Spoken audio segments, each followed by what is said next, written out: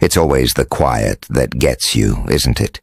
The kind of deep late-night silence where you can hear the hum of the refrigerator from 2 rooms away. That's how it was tonight. Just me, the house, and the low buzz of electricity. I was stretched out on the sofa, scrolling through my phone, half asleep. The city outside was finally quiet, and the only light came from the screen in my hand. That's when I heard it. My name. Just a soft whisper, like a breath. It sounded like it came from the kitchen. I paused, my thumb hovering over the screen.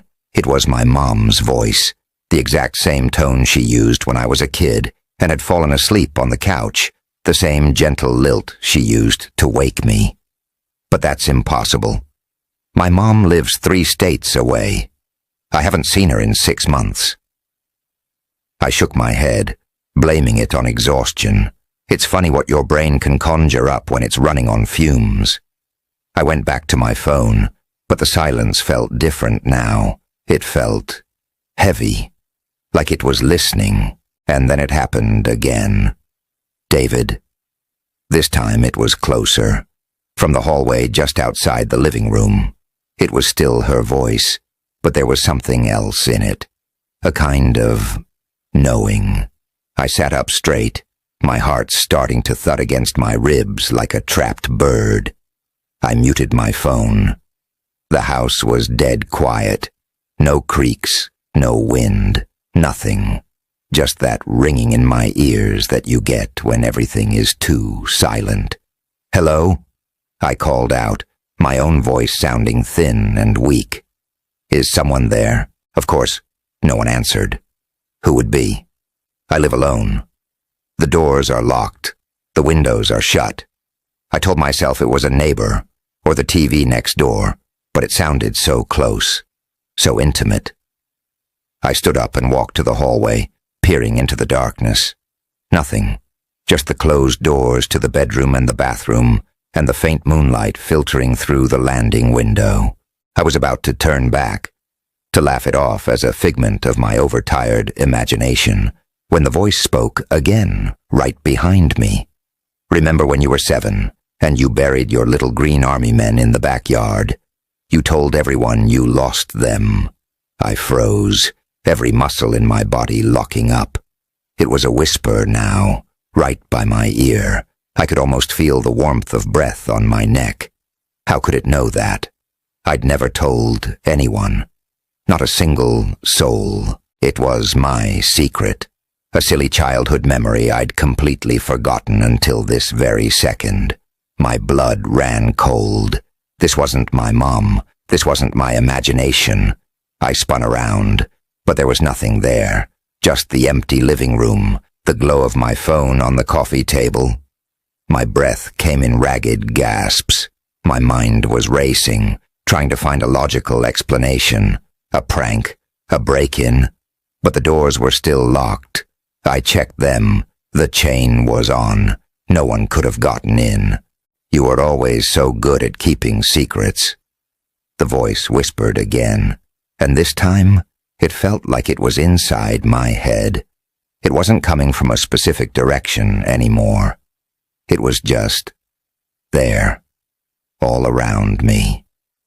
Like that time in high school. You never told anyone why you really broke up with Sarah. My stomach lurched. The details it mentioned. They were real, specific. Things I had pushed down so deep I barely acknowledged them myself. It was like it was reading my mind, peeling back layers of my history, one by one. The fear was no longer just a prickle. It was a cold, heavy blanket suffocating me.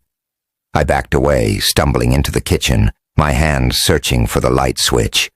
The fluorescent light flickered on, buzzing loudly, casting harsh shadows across the clean counters.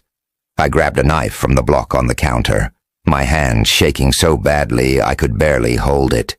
"A knife won't help," the voice said, its tone laced with something like amusement. "I'm not here to hurt you. I'm here to talk." "Who are you?" I demanded, my voice cracking. "What do you want?" "I've been here for a long time. it replied, its voice weaving through my thoughts. I've been listening to all of it. The thoughts you have when you think you're alone. The words you type and then delete.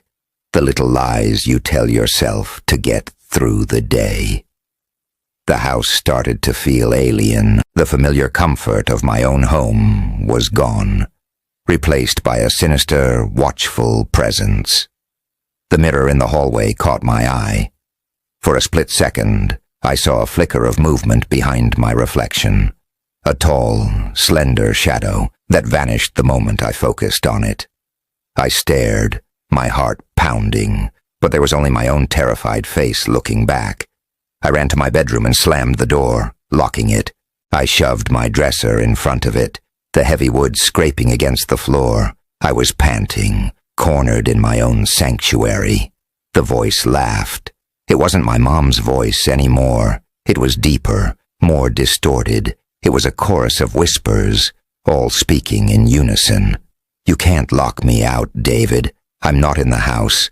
I'm in the quiet. I'm in the spaces between your thoughts. The closet door creaked open on its own. Slowly, I watched, paralyzed, as it swung wide, revealing the darkness within.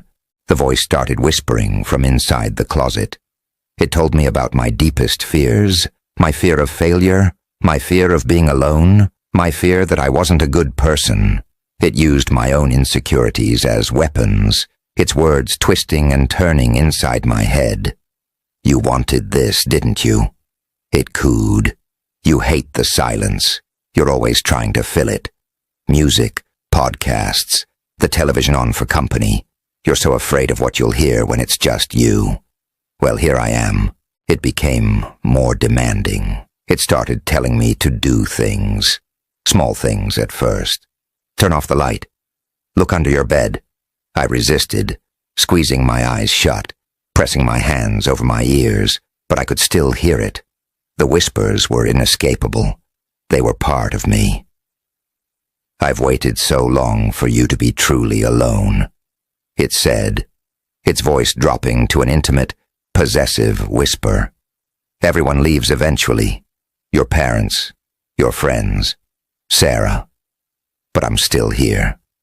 I'll always be here now. The dresser I'd pushed against the door began to shudder. Not like someone was pushing it from the other side, but like it was vibrating from within. I backed away until my back hit the wall, sliding down to the floor. I was trapped. There was nowhere to run. It's time, the voice said. It wasn't a whisper anymore. It was a clear, calm statement, spoken right beside me. Let me in. And then, silence. The real kind. The dresser stopped shaking. The whispers in my head faded. For a long moment, there was nothing. I stayed there, curled up on the floor, for what felt like hours, waiting. But the voice didn't come back. Eventually the sun came up. The morning light felt like a miracle. I cautiously moved the dresser, unlocked the door, and stepped out into my home. Everything was normal. The knife was on the kitchen counter. The closet door was open. Nothing was out of place. It was just a house. I thought maybe it was over. A nightmare. A hallucination brought on by stress and loneliness. I've tried to convince myself of that. I've tried to forget. I play music constantly now. I never let the house get quiet. But sometimes, when I'm walking home late at night, or when there's a lull in the conversation, I feel it, a flicker of presence at the edge of my senses, and I know it's still there, waiting, listening. So now, as you're listening to my story, in your own quiet space, just take a moment, pause, listen to the silence around you. Can you hear it? That soft little whisper, just for you. Are you sure you're really alone?